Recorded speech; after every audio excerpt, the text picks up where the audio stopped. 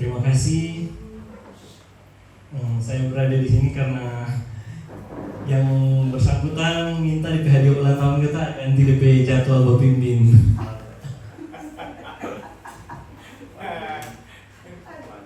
Jadi ganti. Ya, mari kita persiapkan hati dan pikiran kita. Kita akan masuk lebih dalam lagi. Salam sejahtera bagi kita semua. Salam Hyper Grace. Salam Irene. Salam Irene.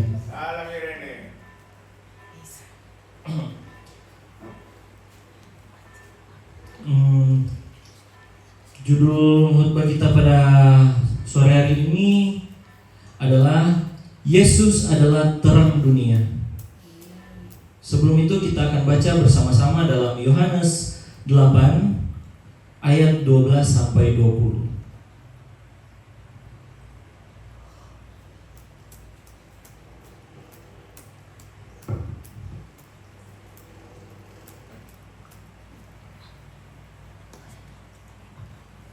Yohanes 8 ayat 12 sampai 20. Kita akan baca bersama-sama dengan judul Yesus adalah terang dunia. Mari kita baca bersama-sama. Maka Yesus berkata pula kepada orang banyak, katanya, "Akulah terang dunia. Barang siapa mengikut aku, ia tidak akan berjalan dalam kegelapan, melainkan ia akan mempunyai terang hidup." Kata orang-orang Farisi kepadanya, "Engkau bersaksi tentang dirimu, kesaksianmu tidak benar." Jawab Yesus kepada mereka, katakannya, "Biarpun aku bersaksi tentang diriku sendiri, namun kesaksianku itu benar, sebab aku tahu dari mana aku datang dan kemana aku pergi. Tetapi kamu tidak tahu dari mana aku datang dan kemana aku pergi. Kamu menghakimi menurut ukuran manusia, aku tidak menghakimi seorang pun. Dan jikalau aku menghakimi, maka penghakimanku itu benar. Sebab aku tidak seorang diri, tetapi aku bersama dengan Dia yang mengutus aku. Dan dalam kitab Tauratmu ada tertulis bahwa kesaksian dua orang adalah sah. Akulah yang bersaksi tentang diriku sendiri, dan juga Bapa yang mengutus aku bersaksi tentang aku." Maka kata mereka kepadanya, "Di manakah Bapamu?" Jawab Yesus, "Baik aku maupun Bapakku tidak kamu kenal. Jikalau sekiranya kamu mengenal aku, kamu mengenal juga Bapakku." Kata-kata itu dikatakan Yesus dekat pembendaharaan waktu ia mengajar di dalam bait Allah, dan tidak seorang pun yang menangkap dia karena saatnya belum tiba.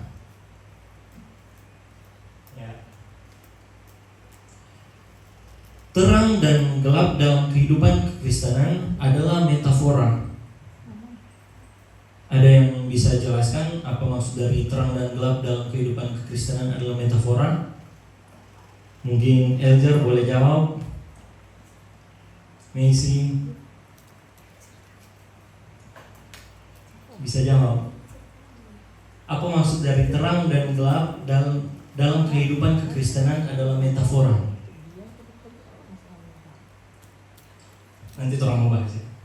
Setiap manusia memerlukan terang ketika berjalan dalam kegelapan dunia. Kegelapan adalah terhentinya aktivitas dan tidak memiliki tujuan hidup.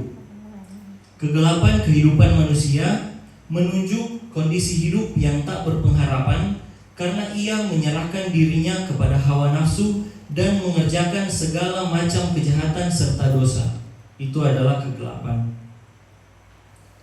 Ironisnya manusia yang sedang berada dalam kegelapan merasa dirinya bijak sehingga ia menjadi orang-orang yang humanistik, atau manusia yang hanya mengandalkan dirinya sendiri, bukan mengandalkan Tuhan. Jadi hidup dalam kegelapan berakhir pada kebinasaan. Terang berfungsi memberi cahaya pada dunia dan manusia. Teranglah yang membuat manusia hidup dan beraktivitas. Terang berarti cahaya, nurani, yakni sungguh ilahi yang berkedip-kedip dalam batin yang menegur bila kita melawan kehendak Tuhan Allah dan memberikan dorongan untuk mengikuti kehendaknya. Dalam Alkitab, terang berarti awal dari kehidupan, kebijaksanaan dari Tuhan Allah yang menyelamatkan dunia. Kondisi gelap memang tidak disukai oleh semua orang, meski gelap adalah kenyataan. Terang merupakan sebuah kenyataan terpisah dari gelap yang menunjuk pada pola hidup jujur, benar dan adil. Ada kalimat yang mengatakan semua harus terang benderang. Artinya jelas, tidak ada yang disembunyikan atau apa adanya. Walau pada kenyataan masih ada orang yang hidup dalam kegelapan dan ingin terus menikmatinya. Kita akan masuk pada pembahasan teks Alkitab. Injil Yohanes ditulis oleh Rasul Yohanes, salah satu dari 12 murid Yesus. Ia dikenal sebagai murid yang dikasihi Yesus. Kita bisa baca dalam Yohanes 13 ayat 23. Boleh kita baca di Yohanes 13 ayat 23.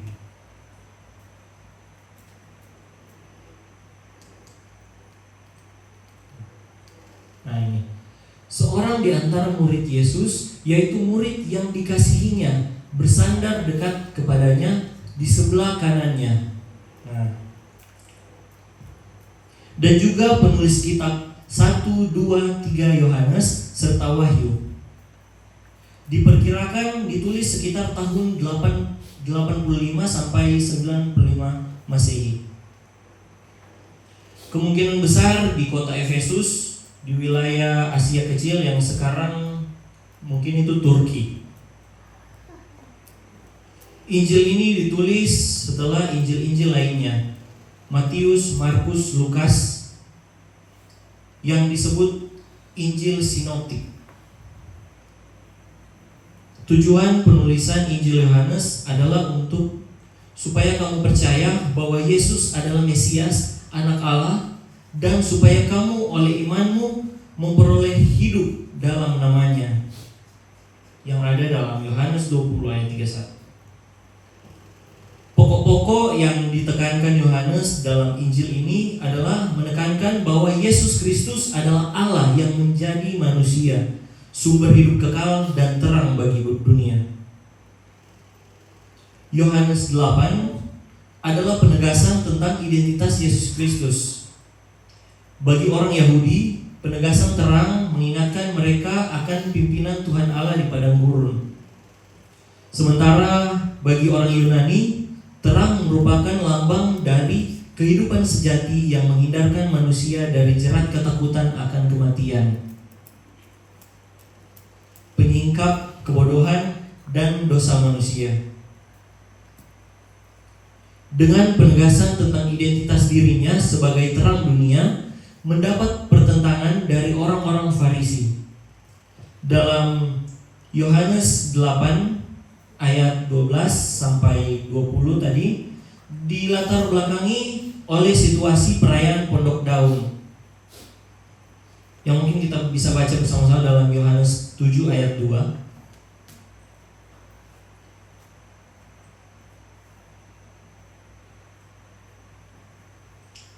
Dilatar belakangi oleh situasi perayaan Pondok Daun.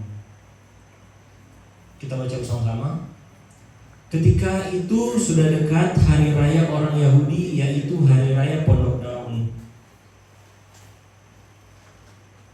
Dan di puncak perayaan, Yesus Kristus berkata, "Siapa yang haus? Siapa percaya padanya? Aliran-aliran air hidup diberikan kepadanya. Aliran-aliran air hidup diberikan kepadanya. Air dilambangkan roh. Yesus Kristus menjanjikan pemberian roh. Upacara selanjutnya, penerangan bait Allah dengan memasang lilin di 4 kandil di tempat lilin bercabang-cabang yang besar. Kandil tersebut memancarkan terang ke seluruh kota Yerusalem dari malam sampai pagi. Upacara diramaikan dengan nyanyian, tarian, musik, dan lain menonton. Nyala api dari kandil di bait Allah menembus kegelapan malam. Lalu Yesus berkata, "Akulah terang dunia." Terang sebagai lambang tiang awan dan api yang menuntun Israel dalam perjalanan dari Mesir ke tanah Kanaan. Yang bisa kita baca dalam Keluaran 13 ayat 21 sampai 22. Boleh kita baca bersama-sama. Keluaran 13 ayat 21 sampai 22.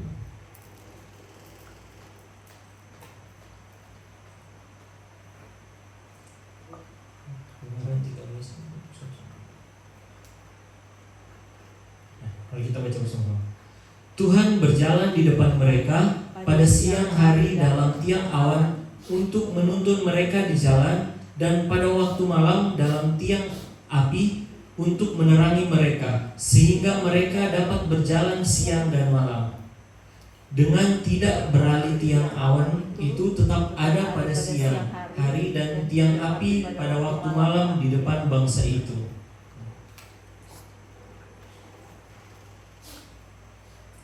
Yesus Kristus adalah terang yang sesungguhnya. Dia melenyapkan kegelapan dengan menerangi jalan keselamatan yang benar kepada Allah. Yesus Kristus adalah terang yang membuat hidup bercahaya dan tidak dikuasai oleh kegelapan. Terang menyatakan cahaya yang bersinar dengan kuat, mengamankan dan melindungi. Yesus Kristus bukan saja mengatakan "Akulah terang", tetapi ia juga menyertakan kata dunia, menunjuk pada seluruh umat manusia. Hal ini menegaskan bahwa posisi umat manusia di dunia sedang berada dalam kegelapan. Akulah terang dunia artinya akulah satu-satunya terang yang bercahaya menyinari umat manusia yang berada dalam kegelapan. Terang Yesus Kristus menerangi kehidupan orang yang taat padanya. Terang dari bait Allah hanya sementara dan akan padam, tetapi Yesus Kristus adalah terang yang menyala selama-lamanya atau kekal. Selanjutnya, barang siapa mengikut aku, ia tidak akan berjalan dalam kegelapan, melainkan ia akan mempunyai terang hidup.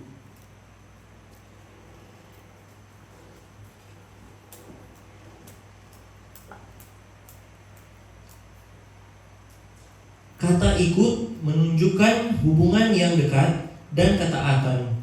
Jadi ikut Yesus Kristus berarti dekat dan taat kepadanya, memberi seluruh kehidupan kepadanya.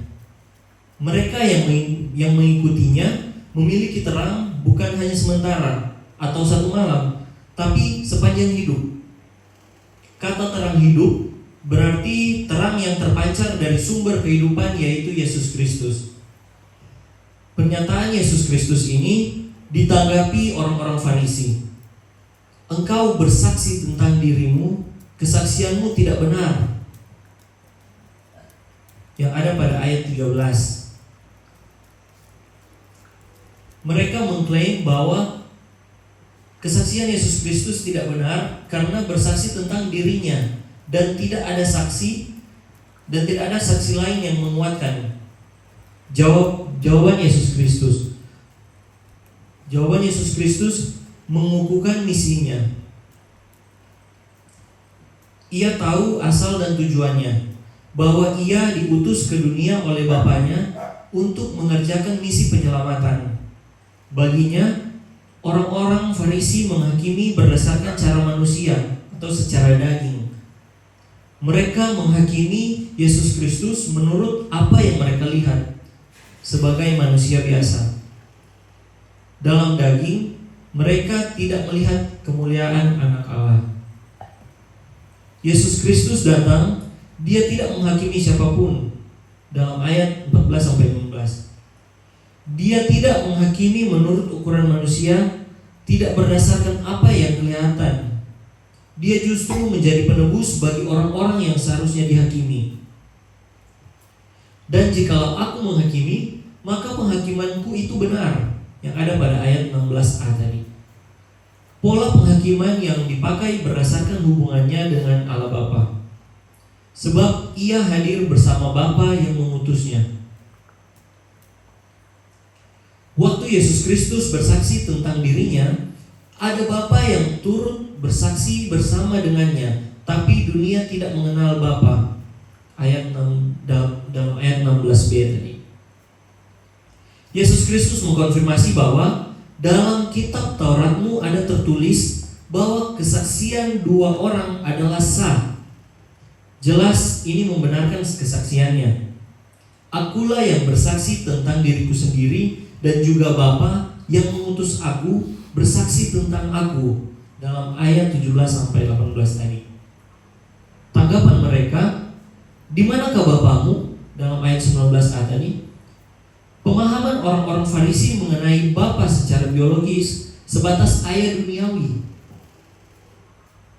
Pertanyaan ini menunjukkan ketidaktahuan mereka terhadap Bapa dan akibatnya juga mengenai Yesus Kristus sendiri. Jawabnya, baik aku maupun Bapakku tidak kamu kenal. Jikalau sekiranya kamu mengenal aku, kamu mengenal juga Bapakku. Seseorang hanya bisa mengenal Bapa kalau ia mengenalnya. Orang-orang Farisi merasa bahwa mereka mengenal Yesus Kristus, tetapi tidak mengenal Bapanya. Mari kita lihat dalam Yohanes 7 ayat 28. Kita akan baca bersama-sama. Yohanes 7 ayat 28.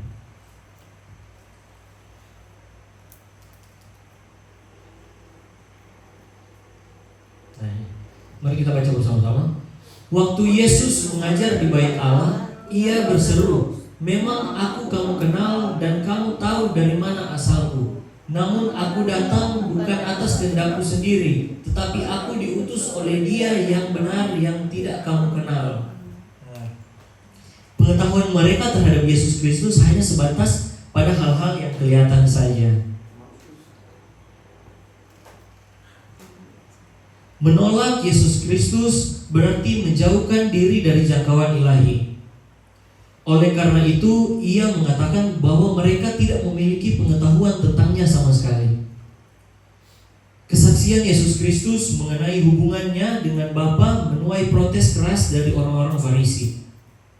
Di sini ada indikasi bahwa mereka berusaha membunuh Yesus Kristus karena ia mengatakan bahwa Tuhan Allah adalah Bapanya. Mereka hanya melihatnya dari sudut pandang duniawi. Mereka tidak mengerti akan hal-hal yang lebih besar dibalik apa yang kelihatan itu.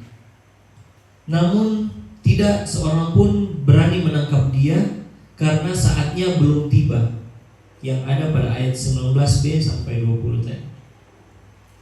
Makna dan implikasi firman. Yang pertama, Yesus Kristus adalah terang dunia, menggambarkan perannya membawa pencerahan, kebenaran, dan kehidupan yang sejati atau keselamatan kepada umat manusia, memisahkan dari kegelapan dosa, menjadi garam dunia dengan firman yang membentengi gereja dan menjaga kekudusannya. Otoritas Yesus Kristus terletak dalam hubungannya yang khusus dengan Bapa. Dalam keberadaannya, ia berpaut dengan Bapa. Gereja sebagai milik Yesus Kristus harus menjadi terang bagi dunia melalui pola pikir, kata, dan tindakan. Yang kedua, berjalan mengikuti terang Yesus Kristus merupakan sebuah komitmen iman orang percaya untuk hidup sesuai dengan pola hidup dalam kasih karunia. Berbagai godaan dan penderitaan sering melemahkan iman, sehingga orang percaya menjadi masa bodoh, tidak lagi bersemangat untuk menjalani hidup dan tersesat dengan pola hidup dunia yang gelap, yaitu sifatnya sementara. Ketiga, hidup dalam terang berarti hidup dalam kesopanan, tata krama, dan etika di mana Yesus Kristus menjadi sumber kekuatan dalam menghadapi godaan, tantangan, dan pergumulan menghadapi hasrat memuaskan nafsu manusiawi. Beriman atau percaya merupakan kata kunci hadirnya terang Yesus Kristus yang menghalau kegelapan sehingga sukacita, kemenangan, dan keselamatan menjadi bagian hidup.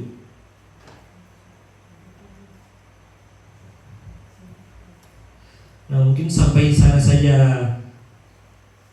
khotbah kita pada sore hari ini. Kiranya apa yang kami dengar tadi bisa kami serna dengan baik.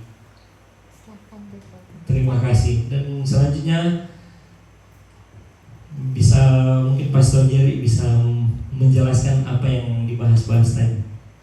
Terima kasih.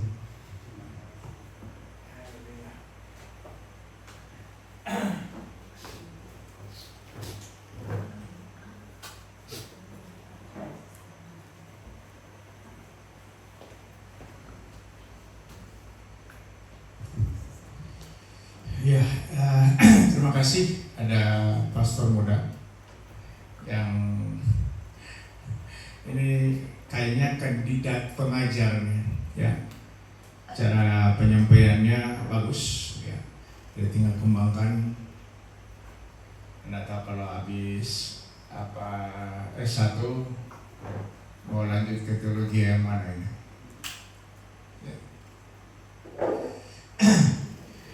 Oke, ada yang menarik di sini ya.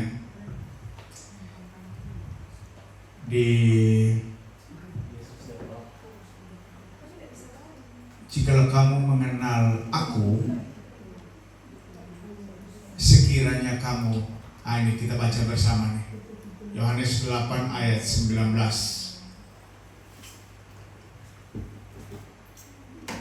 Oke, kita baca bersama 2, 3. Maka kata mereka kepadanya, di manakah Bapamu? Jawab Yesus, baik aku maupun Bapakku tidak kamu kenal. Jikalau sekiranya kamu mengenal aku, kamu juga mengenal Bapakku. Kenapa dia tidak memulai dari Bapa kalau kamu mengenal Bapa? Sebab yang dimaksud di sini Bapa ini adalah Yod-He Vav-He.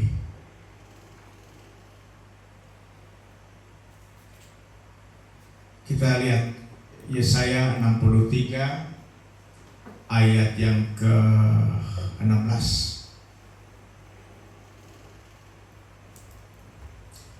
Ya, ini harusnya kita nalari ya, cermati dan nalari. Ya, harusnya kenal Bapa dulu, kan begitu, ikut prosedurnya. Oke, kita baca 2-3. Bukankah engkau Bapa kami? Sungguh Abraham tidak tahu apa-apa tentang kami, dan Israel tidak mengenal kami. Ya Yahweh, engkau sendiri Bapa kami. Namamu ialah penebus kami sejak dahulu kala. Nah, sang penebus itu sudah ada di depan mata orang Yahudi. Mereka tidak kenal. Ya. Yesus bilang, kalau engkau mengenal aku, sekiranya engkau mengenal aku, engkau mengenal Bapakku juga. Coba kita kayak bahasa Yunaninya, Pak Perik. Sekiranya engkau mengenal aku, itu Yohanes 8 ya tadi.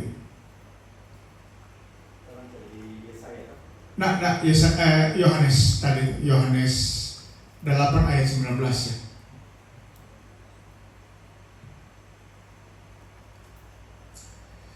Ya, ini baik.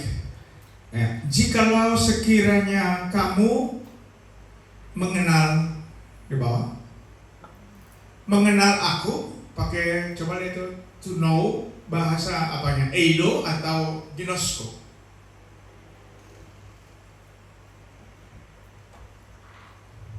Ya, turun sedikit ke bawah. Name. Jika engkau mengenal ini, jika engkau telah mengenal aku, dia pakai eido. Ya. Eido itu mengenal secara apa ya? Berpengalaman. Jadi kita kenal Jaden karena kita bergaul hari-hari. Kita kenal ini Jaden ini siapa ini? Apa dia? Ya. Itu mengenal berdasarkan keakraban, kedekatan mengenalnya. Ya. Itu. Kalau kamu mengenal aku yang hari-hari ini ada bersama aku di tengah-tengah kamu, kamu mengenal Bapakku. Coba di berikutnya, mengenal Bapakku apa namanya?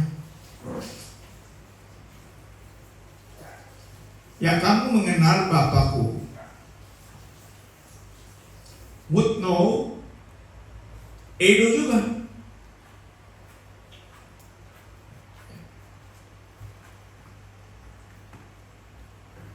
Jadi Yesus menunjuk dirinya Bapa. Makanya Yesus bilang begini, kamu telah melihat aku, kamu juga telah melihat Bapa. Jikalau kamu melihat aku, kamu telah melihat Bapa. Ya kan? Filipus bilang, tunjukkanlah Bapa kepadaku. Yesus jawab, Filipus, ya, kamu setiap hari bersama dengan aku. Kamu melihat aku, itu melihat Bapa. Ini bukan secara figuratif, bukan. Ya. Tadi apa? Ada pertanyaan tadi yang belum dijawab, Pak? Yang mana? Yang tadi bukan dari pertanyaan itu yang belum dijawab. Oh, yang terang dan gelap. Ya. Dalam kehidupan Kristen adalah metafora. Ya, metafora. Yesus tidak sedang menyampaikan metafora, metaforis, bukan. Kamu melihat aku telah melihat Bapa, ya Bapa itu ya Yesus itu.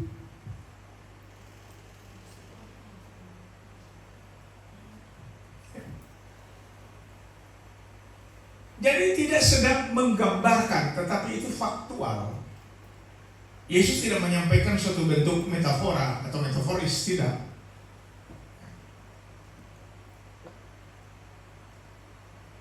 Dan itu dia konsisten. Makanya dia disalibkan karena dia menyatakan dirinya adalah Yod-He Vav-He. Dia adalah Bapa itu sendiri.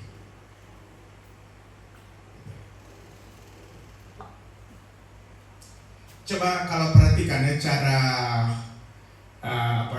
Pastor Mansai menyampaikan khotbah atau pengajaran, ya, selalu dia dari perjanjian lama dia akan keluar bermuara ke Yesus perjanjian baru.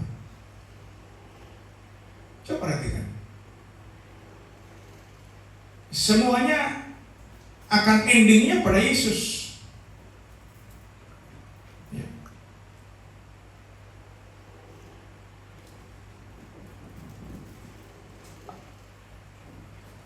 Jadi kan tadi dibaca Yesaya 63 ayat 16 itu, Engkaulah penebus kami. Engkau Yahweh, Bapa yang dipanggil itu adalah penebus atau juru selamat. Des yang lahir yang nanti orang akan mau hayati bersama kelahiran, ya. Atau yang istilah populernya rayakan Natal Yesus Kristus, ya. Itu yang lahir itu adalah juru selamat. Juru selamat adalah Yod-He Vav-He. Dia disebut penebus. Yang lahir adalah sang penebus. Dia itu. Coba Yesaya 64 ayat yang ke 8. Ya, oke, kita baca. Kalau bisa diganti Tuhan huruf besar semua ini dengan Yod-He Vav-He ya. 2-3. Tetapi sekarang ya Yod-He Vav-He, Engkaulah Bapa kami. Kamilah tanah liat dan Engkau yang membentuk kami, dan kami sekalian adalah buatan tangan-Mu. Lalu kita bandingkan Wahyu pasal 4 ayat 11. Perhatikan baik-baiklah. Ya.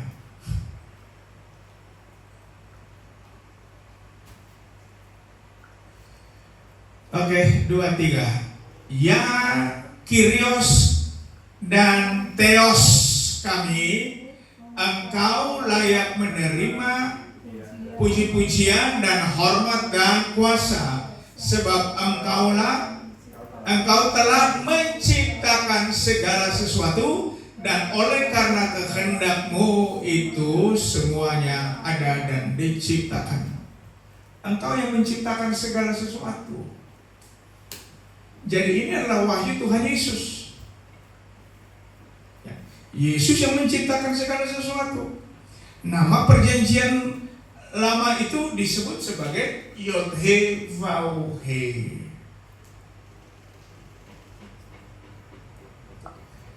Coba Keluaran 6 ayat 2. Ini memberikan pengertian ya. Moga-moga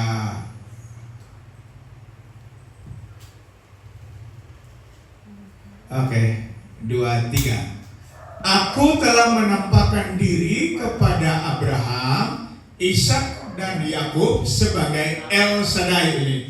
Ini El Shaddai. Bahasa Indonesianya Allah yang Maha Kuasa.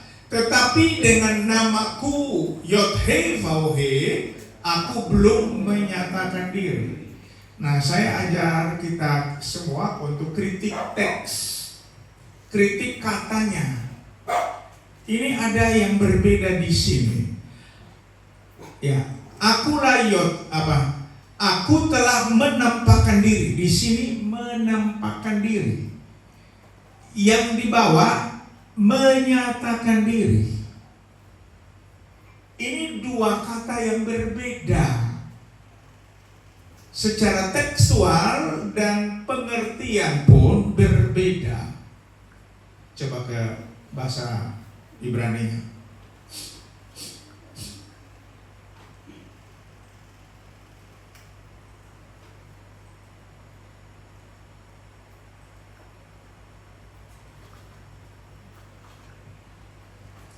Ya.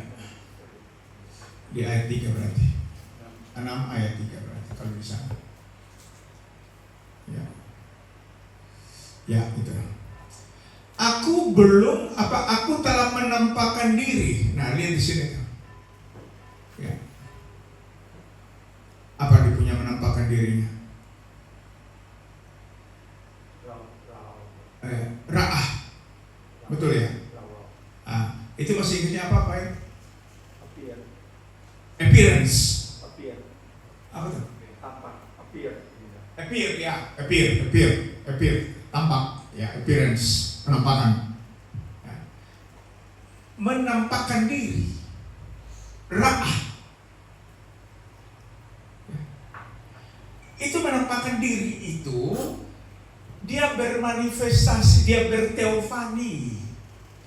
Teofani kepada Abraham. Itu dia hanya menampakkan sekilas saja. Itu teofani namanya. Itu menampakkan diri. Dia berulang-ulang kali menampakkan diri. Ya, seperti yang tadi dibaca tiang awan, tiang api itu tadi dibaca. Ya, dia berteofani seperti itu, menampakkan diri. Ya. Tetapi ada yang menarik di bawah itu, menyatakan diri. Apa itu?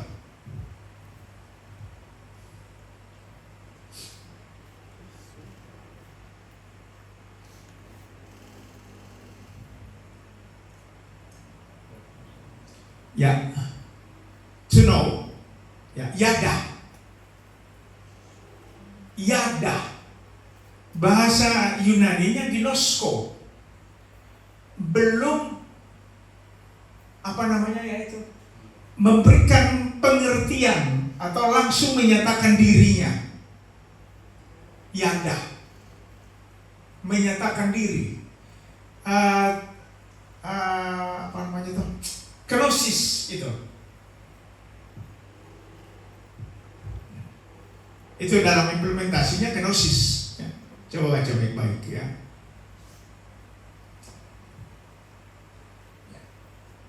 Makanya Yesus berdoa, namamu yang telah engkau berikan kepadaku.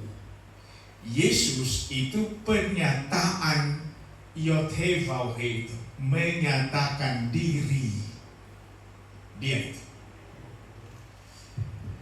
Ada 3 tahapan ketika Tuhan jadi gini. Sekarang kan dunia teologi tahu bahwa dia tadinya transenden, lalu jadi imanen, ya kan? Nah, kita cari tahu alasan kenapa dia transendental. Kira-kira tahu nggak? Kenapa dia transendental? Dia tak terhampiri, dia menjauhkan diri. Ya, karena manusia jatuh dalam dosa, dia mundur. Tapi sebelumnya itu waktu dia ciptakan Adam dan Hawa, kan dia dekat dengan Adam dan Hawa, kan? Betul kan? Dia imanen.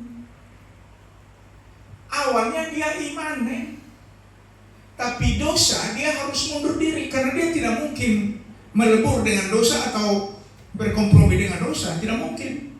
Dia maha kudus. Ya.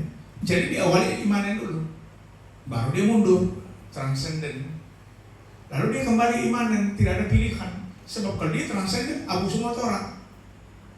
Nah, dia melakukan apa disebut sebagai Immanuel.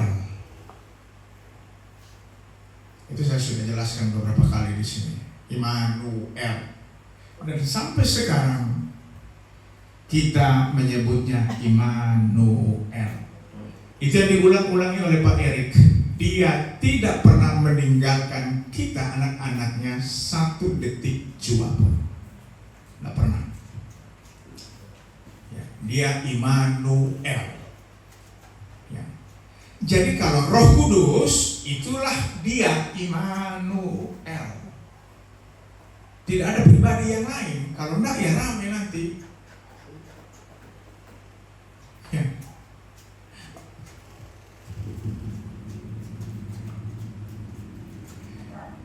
Semoga saja kita dicarakan oleh kebenaran firman Tuhan. Ya, jadi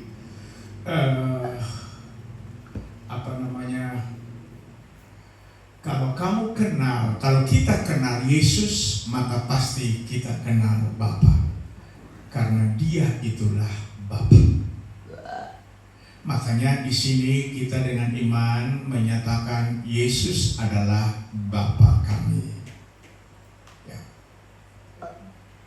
Sebab logika biblikanya dia menyatakan bukan seorang utusan atau di mana tuh ayat? Bukan seorang utusan, tetapi dia sendiri. Ayo, Yesaya 63 ayat 9. Coba. Yesaya 63 ayat 9.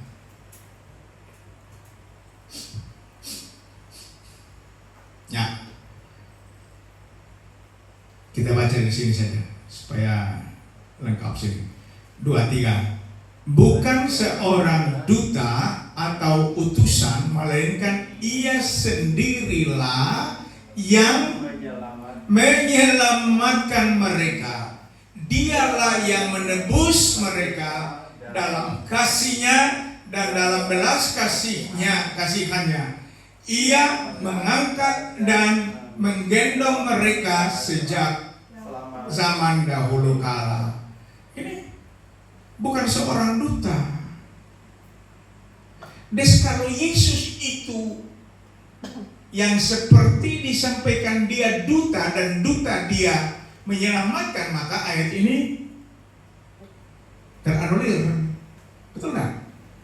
Jadi dibilang bukan seorang duta, berarti dia sendiri kan? Kalau yang di ayat 16 tadi itu gimana? Nah, ya kayak 16. Yohanes 8 ayat 16. Ya Yohanes 8 ayat 16. Oh, Yohanes 8 ayat 16. Ya. Yang disebutkan sebab aku tidak seorang diri, tetapi aku bersama dengan dia yang mengutus aku. Ya. Baru yang di bawah juga ada dalam kitab Taurat ditulis bahwa kesaksian 2 orang adalah sah. Ya. Sekarang begini. Audiensnya Yesus itu siapa? Audiensnya yang mendengar Yesus ajarkan pengajaran itu orang Yahudi. Ya kan? Nah, makanya dia tunjuk dalam Tauratmu. Ya. Untuk meneguhkannya dia pakai hukum Tauratnya. Orang Yahudi. Ya. Ingat dia sedang kenosis, mengosongkan diri. Selalu dia bilang begini, waktuku belum tiba, waktuku belum tiba. Ya. Sebab kalau dia sudah nyatakan dia itu sebenarnya siapa, berakhir di salibkan. Ya, nah terakhir kan dia menyatakan diri dia adalah Yod-Heh-Vav-Heh. Makanya di salib pada bagian atas itu ada tulis INRI. Ya. Kalau dibaca dalam bahasa Ibraninya Yod-Heh-Vav-Heh, karena pengakuannya dia adalah Yod-Heh-Vav-Heh.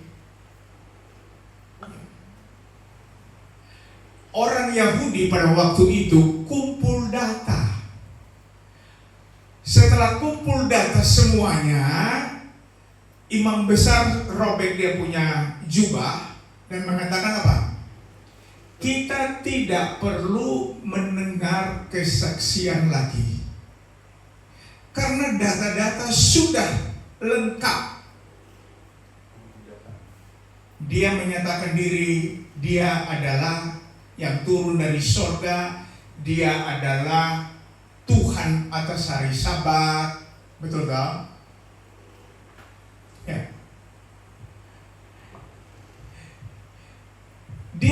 Dia memberikan indikasi-indikasi yang mereka cari itu. Ya. Dia memberikan tanda-tanda yang mereka butuhkan, bukti-bukti yang mereka butuhkan.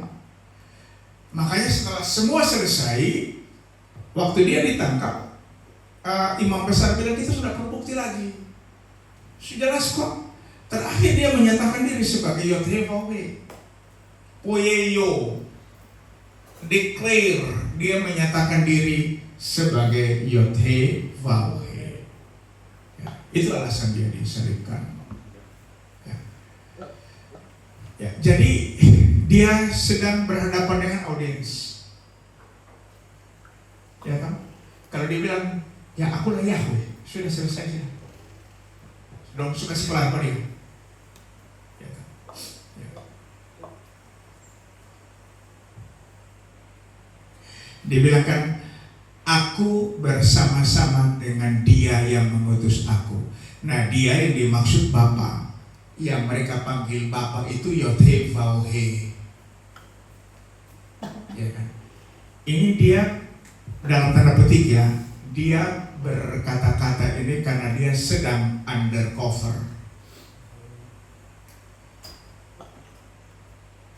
Bisa tangkap ya, sedang undercover. Dia belum buka kedoknya. Dia sedang berkenosis. Alasan kenapa dia berkenosis kan sudah kita pelajari itu ya. Di mana tuh alasan dia berkenosis?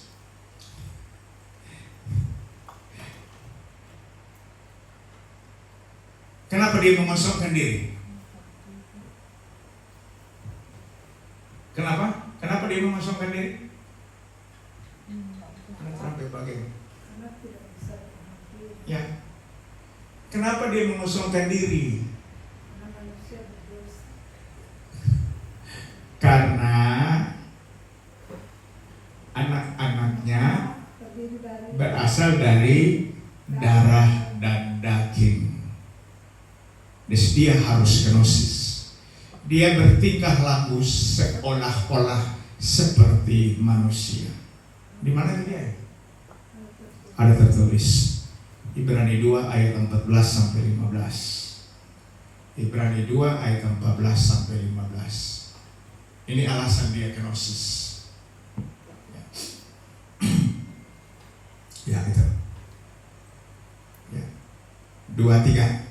Karena anak-anak itu adalah anak-anak dari darah dan daging, maka ia juga menjadi sama dengan mereka dan mengambil bagian dalam keadaan mereka, supaya oleh kematiannya ia memusnahkan dia, yaitu iblis yang berkuasa atas maut, dan supaya dengan jalan demikian ia membebaskan mereka yang seumur hidupnya berada dalam perhambaan oleh karena takutnya kepada maut. Ini alasan logis ini. Mengapa dia kenosis? Karena anak-anak itu, kita ini berasal dari darah dan daging. Ini supaya ia oleh kematiannya, kan kita mati toh, bisa mati toh. Ya, dia harus seperti mereka, seperti kita ini mati. Ya. Kalau dia tidak kenosis, dia tidak mengosongkan diri, dia tidak mungkin mati lah. Tidak mungkin lah. Ini alasan logisnya. Ya. Mendapat bagian dalam supaya oleh kematian dia memusnahkan iblis, supaya dengan jalan demikian, dengan jalan kematiannya ini, ya, dia membebaskan mereka yang seumur hidupnya berada dalam perhambaan oleh karena takutnya kepada maut. Ini alasannya dia kenosis. Dia meredupkan kemuliaan. Lalu kita yang atur Tuhan tidak boleh begitu, Tuhan tidak boleh begini, Tuhan tidak boleh, Tuhan tidak boleh. Ya kita yang jadi Tuhan lah. Makanya saya tadi masih bilang ke Pak Erik, mari kita jujur, ya. Saya selalu teringat kata Santo Agustinus, biarlah Tuhan tetap menjadi Tuhan. Ya. Kalau kita atur Tuhan, maka kita yang jadi Tuhan. Kan dia maha hadir, dia maha tahu, ya toh. Dia maha kasih. Ya jangan orang mutilasi dia jadi mahasiswa. Ya. Hanya Jaden dengan Messi saja jadi mahasiswa. Tuhan masa dijadikan mahasiswa juga? Ya. Mau anggota BEM berarti. Oke, Tuhan memberkati dan kita akan tutup ibadah.